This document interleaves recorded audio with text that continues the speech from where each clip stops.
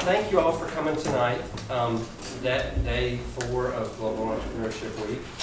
And we've had this theme of variety during the week, trying to kind of expose a lot of different types of audiences, within the startup community, so you can get perspective from a whole bunch of different people.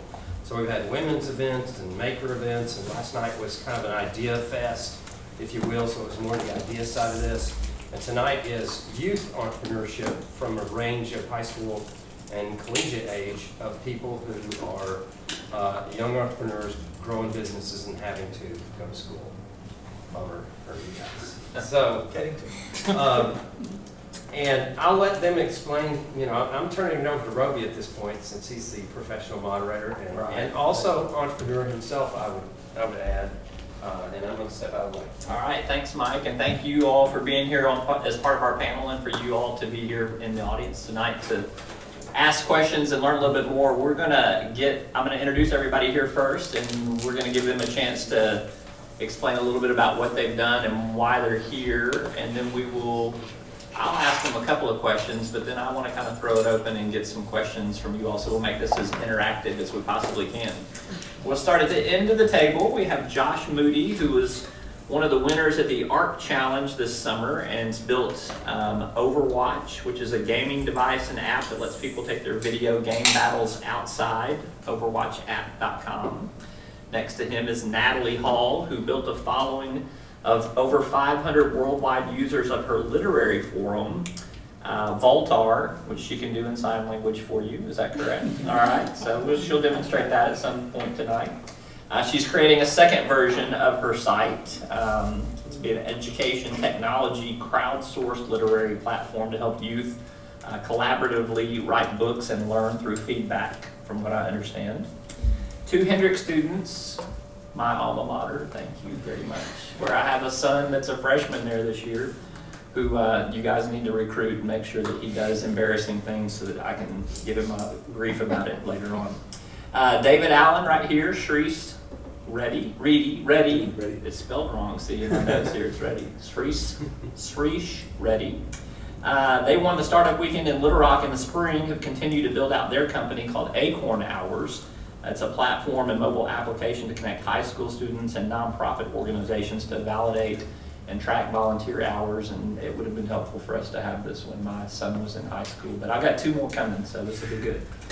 So let's start here first with David and Shreese. I'm sorry, I had some oral surgery here, so I'm a little hard to pronounce. I want you to tell me where you guys got the idea. Where was the brainstorm, the moment of aha for your for Acorn Hours? And tell me a little bit more about it, or tell the audience more. So what we do at Acorn Hours is it's all about keeping data alive and telling stories. So what we want to do is track and verify student service hours in the simplest way possible.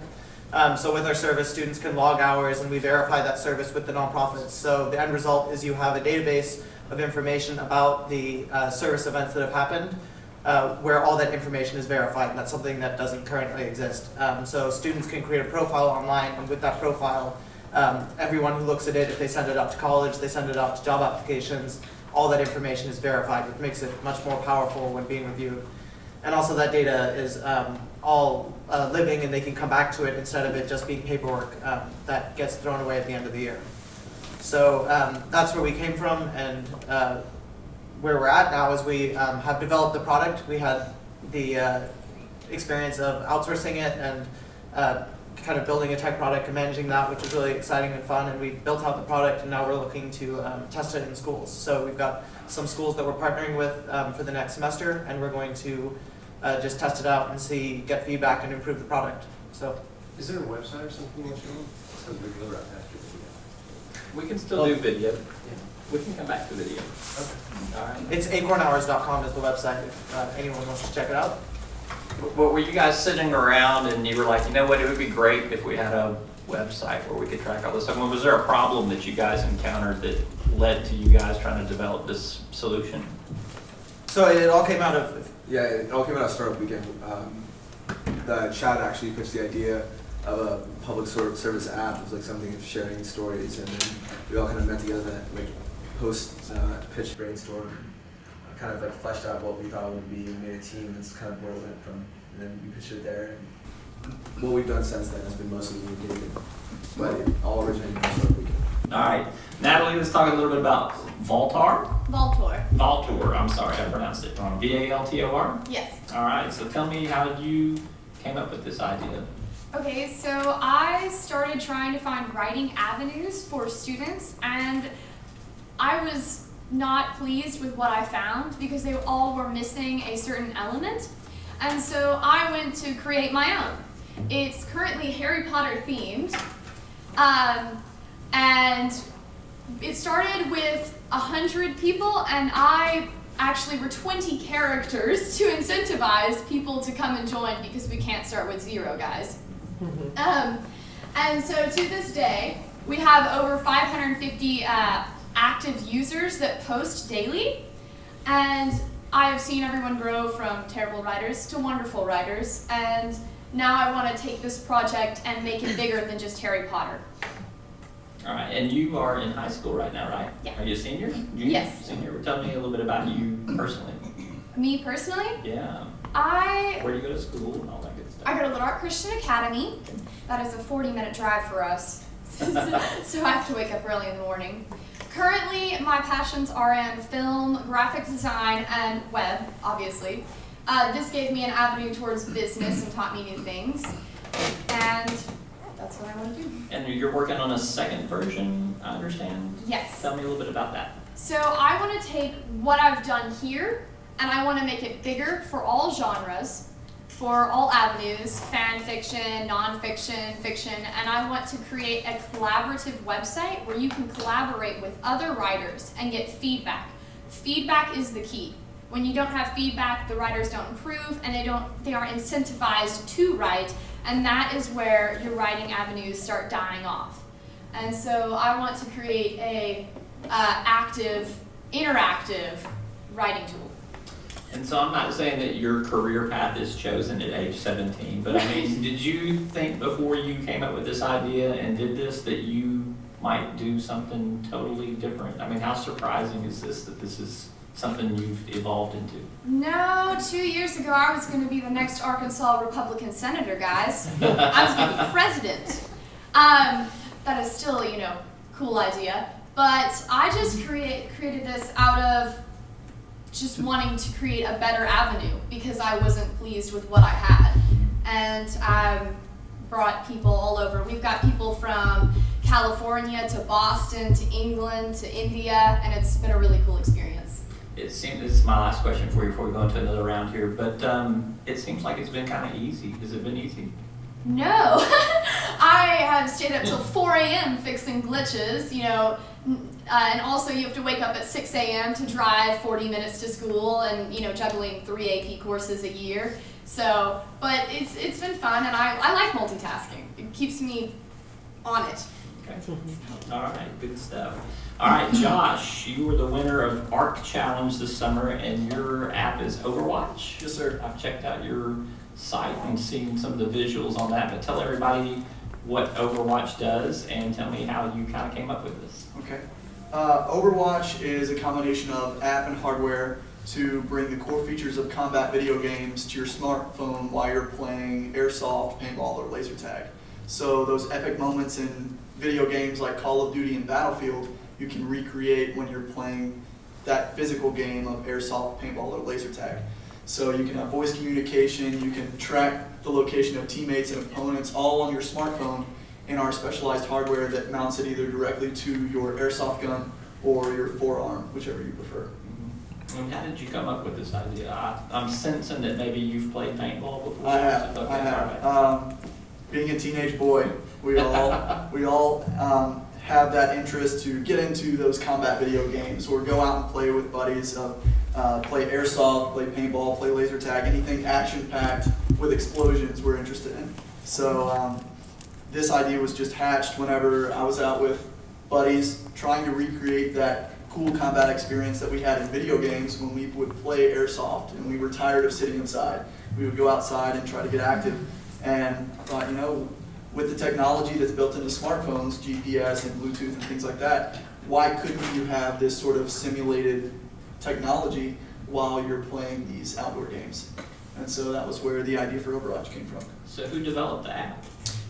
My co-founders up in Bentonville are doing the technical work, the software side, the development of the Overwatch app. And that's Joe Somweber and Michael Palladino, who work at Rev Unit up in Bentonville, which is a software development firm. And actually, Michael Palladino, the other co-founder of Overwatch, is a grad of Catholic High. So it was cool to have such a small world whenever you can meet someone who has graduated your school as part of that heritage and that community, and you have an instant connection with them and know that you have a common background that you can share with them and just communicate with them and work with them. So, And what year are you in? I'm a senior at Catholic High School. All right, let's come back to David down here, and let's talk about how you guys manage classes and doing this entrepreneurial endeavor at the same time. How do you have other interests and other things that you do? I mean, are you all the time, I've got a free moment now, I'm gonna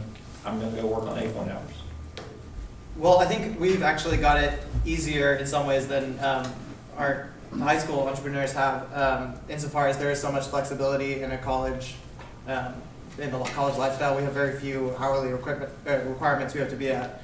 So, but we are interested in other things. I play music, and Shrisha's really into ultimate frisbee. So we do kind of we make time for things, but if there's any college students out there, college is a really great time to work on a side project like this, because whether Acorn Hours becomes the next big thing in America or not, we're still learning more than we would in any class or internship that we could have just by running our own company. So in college we have some more flexibility. Yeah, I'd say like the biggest adjustment we had to make was just deciding to meet every hour at a certain time, like have like an office hours, so we could get like daily tasks done and daily maintenance and stuff, and come up with new ideas and fully use that entire hour. So like we'll meet every day from 10 to 11 and then go to classes. I was in college at Hendrix with Mike Steele, and I can tell you that when we met on an hourly basis, it was not to decide what we were going to do with our next entrepreneurial endeavor. So, correct? Well, Mike was famous for a project called Tuesday Fest, which probably still exists, but we'll talk about that afterwards. Is that on the record? Yes, that is on the record, yeah. Natalie, tell me how you manage. You stay up till 4 in the morning and then get up at 6. Does your mother know that? I mean, do you know that? Are you supportive of this? No, I don't stay up till 4 a.m. all the time. Okay. I do check on it every day. I'm constantly on my iPhone trying to figure out what the latest post is, because as moderator, I want to read everything that these people have to write. And I guess for juggling, I don't know, sometimes we have free time during class, and it's mostly just after school at home and however long it takes, and to do homework and whatnot, and so, yeah. I may ask for some family commentary on that later on, so, but we'll pass right now.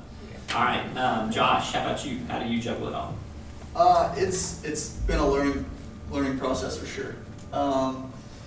Coming from summer and working every single day, long hours of just working on business things, which I loved. I love what I do, and so having an entire day, every single day of the week to spend on your startup is very difficult whenever you are transitioned from that directly into a high school scenario where you have to go to class every day, you have a set amount of hours you have to spend at school.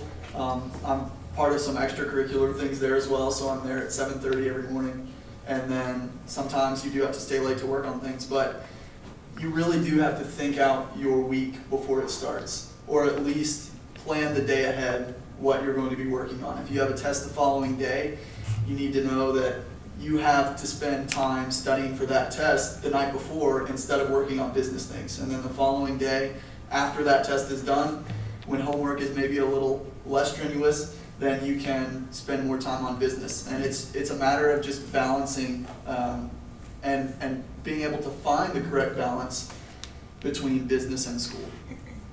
Okay, cool. Well, let's take some questions from some folks in the audience here. If you've got some, let's bust open with a couple of questions here. Yes, sir. For those who are in college, what are your majors? I'm just a student. I study philosophy and minor in business. I major in biochemistry. Okay. Sounds like the perfect degrees for figuring this stuff out, doesn't it? So, Natalie and Josh, do y'all have an idea what you might do in college? Natalie? I am looking into screenwriting and cinematography, which does tie into the writing portion of it. I also want to double major or at least minor in business. Okay. Josh? We're looking at business and design right now. So, business on that side, we're definitely pursuing the business angle of having that startup, and then design as well. I really do enjoy web design and product design as well. Cool. And how old are you? I just did an interview with a gentleman, the CEO of a huge investment banking firm here, and he never took a business class in college. So, majored in English and a minor in math. Yes. Anybody else have another question? Yes, sir. This is for Natalie.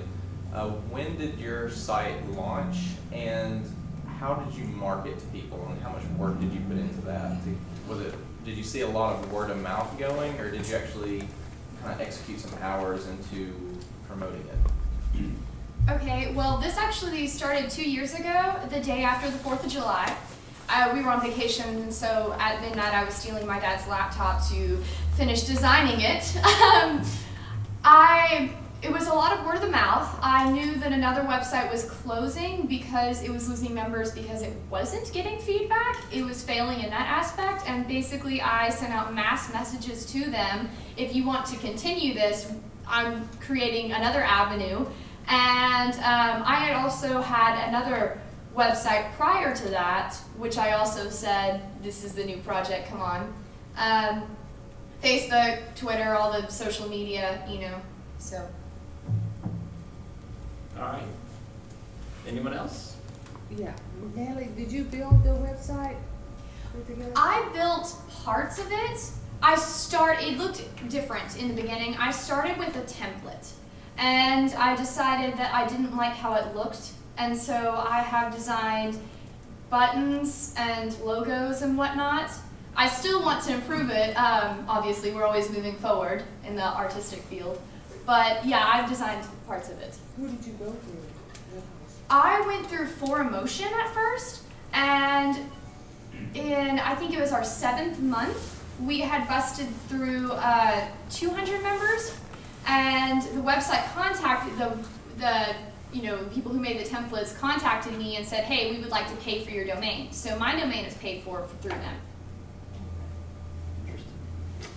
Let's start with Josh and come back this way. Tell me how supportive your family is of your efforts. Very, very. I think they saw early on, once this turned from just an idea into something that could be developed into a full business, they were all hands on deck to help me, and they were beforehand. I would always bounce ideas off of them and have in-depth conversations with my father about, would this be possible? Can we do this a certain way? And well, do you think that will attract more customers? And so he's kind of been the one person I can go to and bounce anything off of, and he'll give 100% honest feedback if he believes it's possible. I'll see where we can go from there. But with his very honest and straightforward opinion of my ideas, I've challenged myself to come to him with very fully thought out ideas, and it's caused me to think before I just throw something out there. I want to think it all the way through, whether it's just a simple feature to add on to something or an entire business plan itself. But they've been extremely supportive. What does your dad do? He does business consulting. Oh, well, that's pretty helpful. So everybody needs a dad like Josh. Let's go. Yeah. Do you ever go against some of his advice? We constantly bicker back and forth about whether something needs to be done one way or another, and eventually we will come to an agreement and agree upon one thing, whether it was his original opinion or mine. We do end up getting things done some way or another. All right. Natalie, I know you have a supportive family base, but tell me a little bit more about your family's support of your project. Right. My mom has been super supportive. She drove me all the way to Fayetteville for a weekend where we could go through Startup Arkansas. But up until it became a business, because I was putting so much time and so much effort and so many hours into this, and was only getting the self-gratification from it because every cent that I made was going straight back into the website, my dad was saying, where is the money? Show me the money, because you put all of this time into this. So now that we are creating a business avenue for it, they're super excited and whatnot. Is this college money here, or is this beyond college money? This is mom's retirement money, or how does, no, you don't have to share that with us, I was just asking. All right, you guys are in college, so tell me what do you need your family's support for what you guys I was do? surprised at actually how supportive my family was, because I wasn't really thinking about business as a possible occupation or field, and then I went to Startup Weekend, and then I went from getting ready to apply to med school to going to something that's very high risk, right? And so like going home, I was like, oh man, my parents, they're not gonna be happy about this at all. You don't think med school would have been high risk? Because Well, in a different way, but my dad actually was the one who, looking back, he was the one who pushed me to go to Startup Weekend, because that entire weekend the week before I was sick and I had missed all my classes, and so I wanted to use that weekend to get caught up. But he said that, look, it seems like a good opportunity, you should go do it and just see if you learn something new. And that's kind of the attitude I went in with, just trying to learn something. And then when I went back and told them that this is something I was going to try to pursue during the summer and that in the school year, they were like, yeah, go for it, just don't just something that's half-baked, go and retire before school. So. cool. What about you, Dave? Yeah, my family's been extremely supportive. I think my dad especially sees that the way the economy was set up when he was coming out of college is so different, and that the years of going in and getting one job. I mean, my dad has worked for, in the same industry since he graduated from college in chemical engineering, but he knew that wasn't going to be how it is in my lifetime. So getting involved in something entrepreneurial is going to be a very important. It's not kind of the throwing away your stability. It's more giving more stability in the future. And there's also just not as much risk as there was at one time. I'm not missing out any opportunities, and I'm able to stay in school while I work on this. So, I encourage everybody who is still in school to be working on some kind of entrepreneurial project on the side, because you're just learning a tremendous amount every day. I have some strong opinions on this, but I want to solicit your opinions first. And David, we'll start with you and work our way back down. What are some attributes that you think you have to be successful to start your own entrepreneurial endeavor? Maybe this is better to ask to successful entrepreneurs, but from my perspective, pre-success, I think you have to really want it, and no one's going to do it for you at any moment. There's not any structure, there's no one book you can look to that's going to tell you how to run your business. Every piece of advice is coming from its own subjective point of view, so you've got to aggregate all this huge amount of information and just push yourself, because nobody else, Shrish pushes me sometimes. But so you have to want to do it for yourself. But from what I see, even just in the Arkansas startup field, all different kinds of people. There's not one type of person that starts a different kind of business. It's all about building a business that lines up with your personality and who you are. And I think that's something that we talk about and try and do, is build a business that lines up with our values and what we think is important. Yeah, I definitely think you have to love what you do. It's because, you're starting your own business, you have to really resonate. The idea has to resonate with you. I think another big thing is being flexible, because the idea that you start off with is definitely not what you're going to end up with. You're going to pivot so much throughout the entire thing that you have to be open to these new ideas, because there's new ways of doing things, and you might get advice from people. And like David said, there's no one book that tells you how to do everything, so you have to constantly consolidate all this information and use that to find new paths and new ways of doing things. Natalie? Like I said, I think ambition is a huge part of it. You can't go in halfway. I also think that creativity is a huge part. You have to know in your mind what it looks like and what you want it to be. And so, yeah. Cool. Josh? Natalie just touched on it a little bit of hard-headedness. You have to have that idea set in your mind, but also have the ability to work with a team and be able to accept that advice and know when you're wrong. So when you're working with those, whether they're co-founders or mentors, accepting that information and giving it time to develop. So you can't just automatically dismiss some advice. You have to have set in your mind your big picture, but then also allow things to change and pivot and just move forward towards success and understand your big goal. All right, more questions? Surely we have more questions. Yes, sir. I'm not sure if I didn't catch the story how you guys start together, or you guys met together then started the idea. We met on the orientation trip, like the first week of college. We had been friends for a long time. Yeah. And when I decided to go to Startup Weekend, thanks to Lee pushing me to come, I tried to get Shrish to come, and then his dad supported him coming. But yeah, and then do you know about Startup Weekend? Yeah. So at that, we worked on it for the weekend. We met up with a team of people, and that's where it came from. So you both kind of had the idea, worked the idea together. Well, we had no idea what we were thinking going into Startup Weekend. If any of you have the chance to do a Startup Weekend, it's an amazing experience. But we didn't really know beforehand. The question is, because sometimes I'm thinking of, let's say you have an idea and you're trying to find a teammate. How important is it for that teammate to also be as excited for the idea as you are? Is that important? Is it okay if you need to always be pushing the other person? How important is it for both to be very ambitious about the idea? I guess my question is, yeah, that's my question. I mean, in my opinion, I think that since we outsource our development, right? So there's definitely, we noticed the difference between the relationship between us two as co-founders and then the people who we hired as employees. And I think that for somebody who is your co-founder, they're not getting nothing out of it, like as far as like monetary incentive. Like there needs to be that passion, that drive if you want to see some real success. But I mean that's what, like when you have employees, there's like a certain thing where you're paying them and things. So as far as like them having like the passion drive, it's more of them understanding your vision of where you want to go. But definitely with your co-founder, yeah. But you also want someone who's different but the same as you in some ways. Like me and Sharish have very different personality types in some ways in the way we think about problems, and we butt heads a lot in the way we go about doing things. But because we have that diversity of skill set and ways of thinking about issues, we're able to come to better solutions. So I think that is, you want someone that, if you're a big ideal person and all you can do is think your head up in the sky, you want to work with an analytic person. If you're a person who can only see problems, you want to work with someone who only sees solutions. So you want to find a group of people that have a diverse group of mindsets. Was there another question? If your businesses took off, or if they began to require much more of your time, would any of you consider not going to school? Ooh, we'll start with Natalie on that question. Thanks me. No, I'm finishing high school.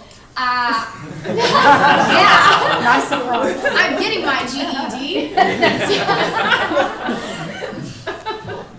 I might consider putting off college if it all of a sudden became huge. I would definitely consider doing less courses in college and taking it a bit slower, because that would be required of my time. Not quitting high school, but How about you, Josh? It all depends on the situation. Definitely you have to finish high school. That's kind of a mandatory there. But school, whether it's necessary to delay it or take less hours, or just analyze your future and see if that's part of what is necessary for you to be successful. If it blows up, if you understand that all your time needs to be dedicated for business, sometimes you have to make tough decisions. And whatever's necessary in moving forward, just think a lot about it, take the advice of others, and go with what you think is best depending on your situation. You guys are both seniors, right? Yeah, we have one This is semester a left. cheating So question. Grad school? we blow up in the next like 2 days. Would you go to grad school though? I wasn't planning on it, so that wasn't really. Tim? I see no reason why I would. Because I think that even if you're only interested in, I can go on my spiel about why I think you should study liberal arts, but I think that if you, and I think you would agree with me. I would agree. I think that getting an MBA, I would learn things about how to operate a different kind of business than what I'm doing now. So I think that everything in the startup world, what applied 3 years ago doesn't apply today. So you have to be just in it to learn anything. But in the world of Khan Academy, Yeah. when our high schoolers are going to start dropping out because they pursue this stuff, because tech sort of changes the game, right? You really don't have to finish high school in the building anymore. And also, what do your teachers and and fellow students say about this from a high school perspective? Okay. Blows their mind. I am taking a lot of digital avenue classes like film and web design and graphic design too.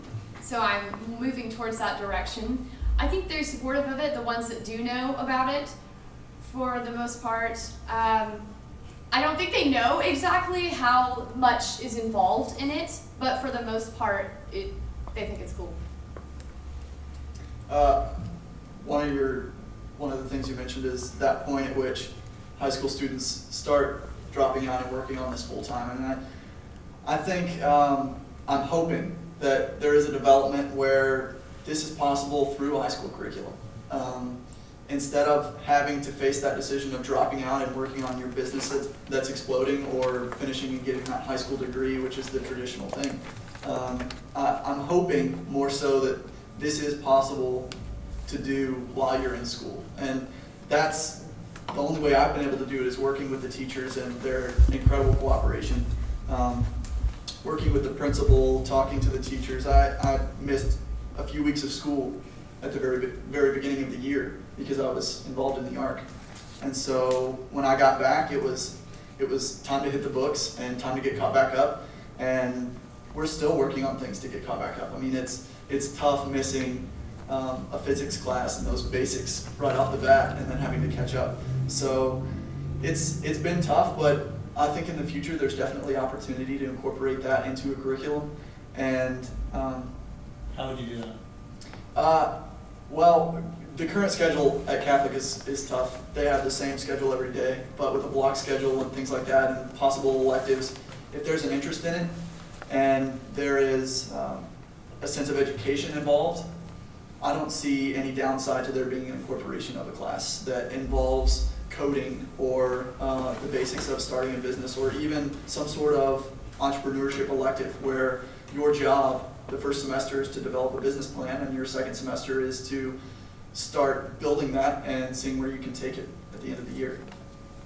Lee and I were having a somewhat of a tangent of this conversation earlier. I have a 10-year-old that for the last year or two has been building apps and websites and stuff like that, and I was telling Lee he does all this by watching YouTube videos. You know, I mean, it wasn't anything I taught him or told him, or it wasn't anything he learned in a classroom or from any other place. He just had an interest and went and found something or someone that could teach him what he wanted to learn, and didn't tell me. When he shows me what he's done, and I'm like, okay, where did you learn to do that? Okay, YouTube, got it, all right. So, and Lee, you made the comment of, there are very few colleges in this country that could teach your son how to build an app.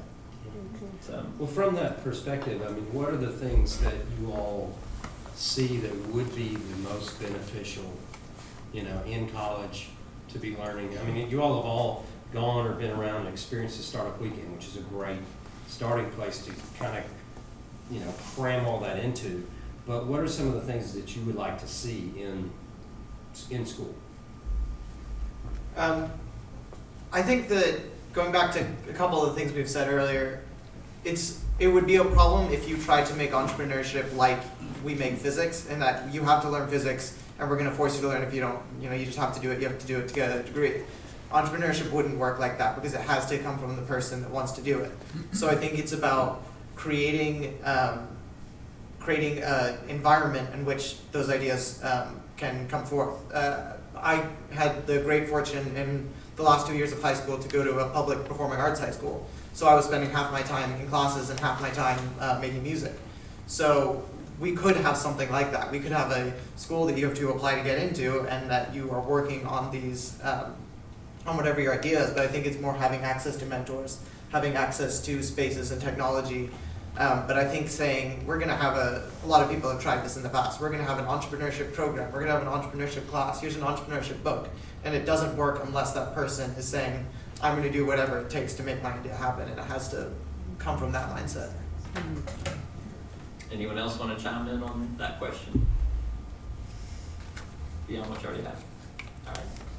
I would say too, just putting in a word for traditional education, there still is a need for some well-roundedness in terms of understanding, a lot of things that make the world function and how to deal with other people in the world too. So, but I agree with a lot of what you guys have said in terms of how the environment can be created for those that are interested and elect to pursue that. So, any other questions from anyone else?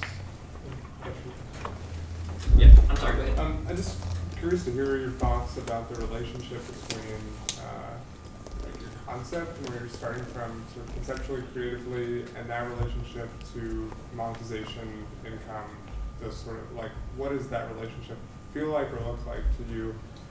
I mean, obviously, everyone wants to make money at some point in what they're doing, but like, what drives it, what pushes it? Just I'm interested to hear your thoughts on that relationship. So your question was the relationship between that creativity and your initial idea and then moving into the monetization and things like that. Yeah. Definitely, you have to think that idea through initially to have the capability of some sort of monetization, unless it is just a nonprofit that you would like to move forward with. But in the case of the app and the hardware that we're developing, the idea started purely as creative, and then through similar models and analyzing, this is how games currently make money. Just look around at what functions and what is currently the means of monetization for a similar sort of thing, and attempt to adapt that creative side that is purely concept and bring in those elements of monetization. So with ours, we're incorporating in-app purchases and things like that current video game or current apps incorporate, and then even sort of subscription services like Xbox Live does. So in our current case, it was pretty natural for us, at least, since it was more on the game side, that we could easily transition into a pretty straightforward monetization platform. And we're able to explore different ways to do that because there are so many options, so many different purchase points at which gamers are confronted with whether they'd like to purchase an additional feature or things like that. Right. So the monetization on my website is a little bit different. It's not like you just purchase it. I started it without any means to monetize it because everything was going back into it and it wasn't requiring me to put forth any money at the time. But now that I've gotten to this point and have discussed monetization with Mike and Lee, I think that we are looking into a program where we can almost incentivize the users to monetize us as well as themselves a little if they get to a certain point, which also includes gamification, and that encourages them to write more. And it all ties into the feedback and comes back to the more you're posting, the more benefits you get, the more money we're making. So it's a circle and everyone does their part. I think that, you can't, in my opinion, you can't look at a revenue model until you can build something that gains some kind of traction. Like until you know for sure you have an idea that will get 3 users on. That's when you start looking. So like in the very initial stages, just focus on building out the product. And then I think a revenue model will naturally come out of that. And for us, we've still been like wavering between a couple different things, like whether we go with like freemium models, per school basis, per club basis, build out a network, and then manage data, things like that. The biggest thing though is building out your product, getting people interested, and then seeing what revenue model naturally flows from that. Want to add to that, David? Yeah, I always think about the CEO of Twitter has a quote where he says, at Twitter we think of revenue the way we think of oxygen. It's not something that's always on your mind, but it's necessary for the life of your company. Mm-hmm. And I think that's a good way to think of it. But it doesn't have to be the fun, good side of things is making cool creative projects, and then the horrible, awful side is, it's like how the social network is set up. Like there's the evil money people. But I think it is, people like to spend money, people want to spend money on things that bring them value, so make something that brings them value, and they'll be happy to spend money on it. So it's about creating something that is worthwhile. Natalie's hit on it a couple times too about feedback, and I would advocate listening to whatever the end user of your product is where you're going to derive whether or not there's a a monetary profit to be made off of it. I can tell you in 15 years of what we've done with our business model, which is a TV show that has evolved into a lot of other products, it's just been by listening to what the market's interested in and how technology has adapted some things, and you experiment a little bit and you find some success, and it either works or it doesn't work, and you keep plugging on what works and you ditch what doesn't work. But it's all because of listening to what the market will pay for, or what there's an audience that will pay for something, from my experience. So it's different for everybody. All right, we got one last question, or we can wrap up if there's not one last question. Who else? Robbie, I got a question.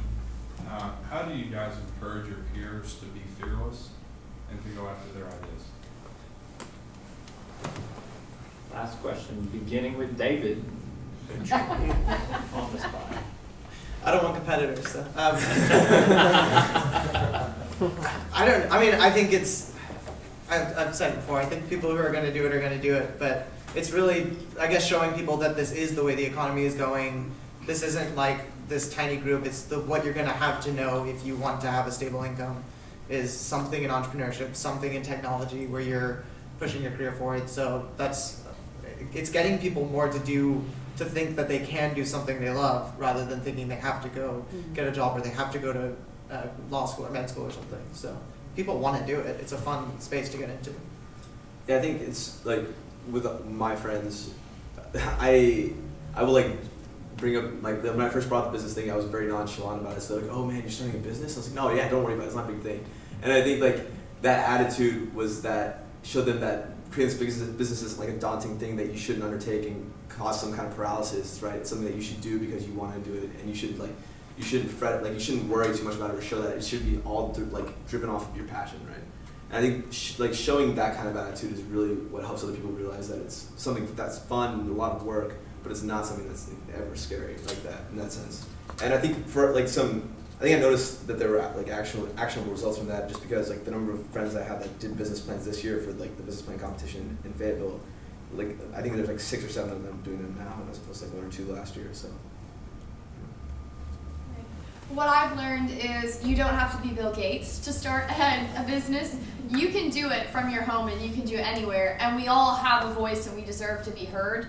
I think with my friends, I encourage them to go and do their ideas, test your audience, find out your feedback and where you need to improve. And once you've gone from there, then you can start your business, and it's not near as hard as you think it would be. Josh, the final word. There has to be that spark, that passion to create. And not everybody has that, particularly for entrepreneurship. Some people do have the passion to go into an established field, something a little more seemingly secure.